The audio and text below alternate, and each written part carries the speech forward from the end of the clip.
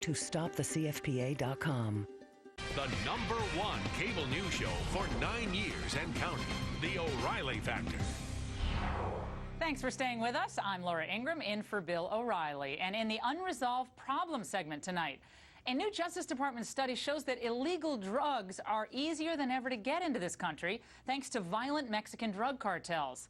Meanwhile, the Obama administration is signaling that amnesty for illegal immigrants is next on the agenda. And with us now, Sarah Carter, national security correspondent for the Washington Examiner, who's reported on this over the years, and from Texas, Francisco Hernandez, an immigration attorney. Francisco and Sarah, great to see you both.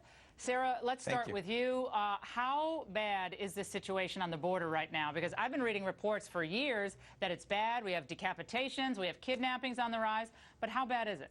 It's worse. It's worse than being reported. And I mean, for years I've been traveling in and out of Mexico, and for years I've been reporting about this. And we have seen an increase in violence. We've seen an increase in violence against our own law enforcement officials. We're seeing an increase in violence in residents in the border communities, a spillover of violence. These cartels are amassing huge, huge armies. These political force, actually, and military force. Correct. Political and military force. We see them infiltrating all levels of the Mexican government, from the federal down to the state, down to the local police.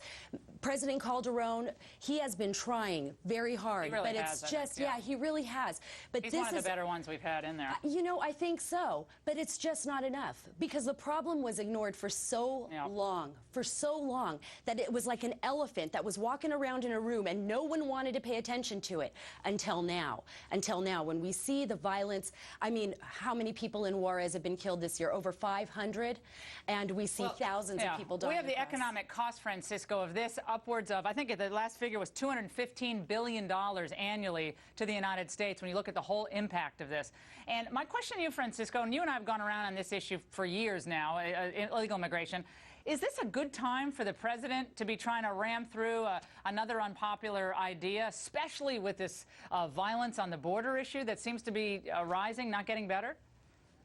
Well, the problem is, Ingram, is that we keep marrying these two issues, the drugs with the immigration. They really have nothing to do with each other. The drug problem, everybody admits, needs to be addressed, and I think what we're seeing as a reflection of the drug efforts by Mexico and the United States by working together. The reason it's coming out, one of the reasons it's coming out in the open, is that we're starting to seize money coming back south instead of trying to get the drugs going north, and that's bringing the roaches out of the kitchen.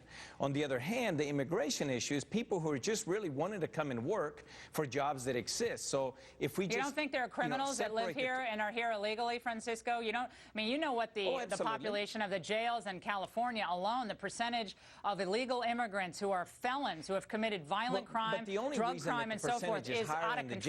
Is because they get immigration holds by the immigration authorities, so they can't bond out. So that's the only reason the percentages are high, is that they're just not able to bond out, which might be okay with you. I just submit that it's costing us a whole lot of money to keep them in jail. But I think the problem so you want to release the violent felons from jail? I mean, I don't get what you're saying. No, if they're going to deport them, deport them. If they're going to deport them, deport them. Why are we sitting there paying for them?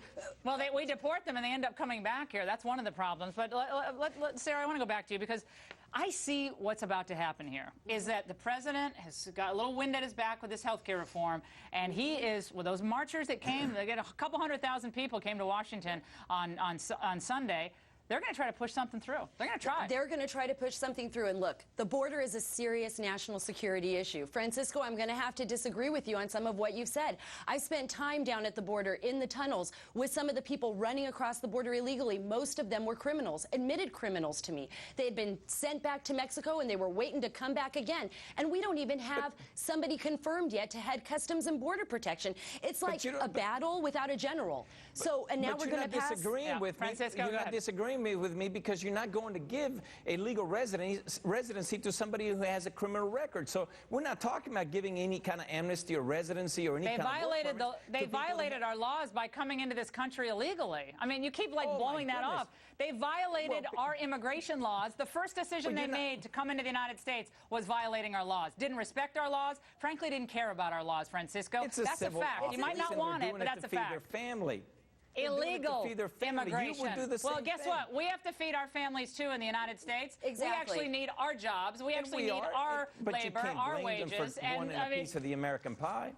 Well, let's have everybody come in. Let's just forget the borders altogether. I don't even know why we have a border at this point. Well, we can't Let's ignore just the forget fact that it is a serious national security issue. Forget the borders. Let's get rid of the borders and let's all be one big global utopia. Okay? We'll just all We're forget not it. going Honestly. to give any legal residency to anybody who has a criminal record. So you're talking. But you don't know who has a criminal record or not. Francisco, I feel like I'm ganging up on you, but the fingerprints.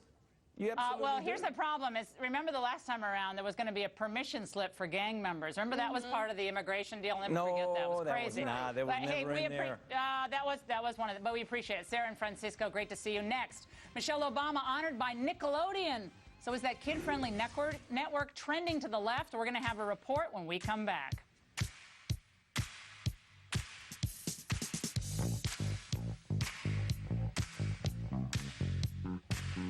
This program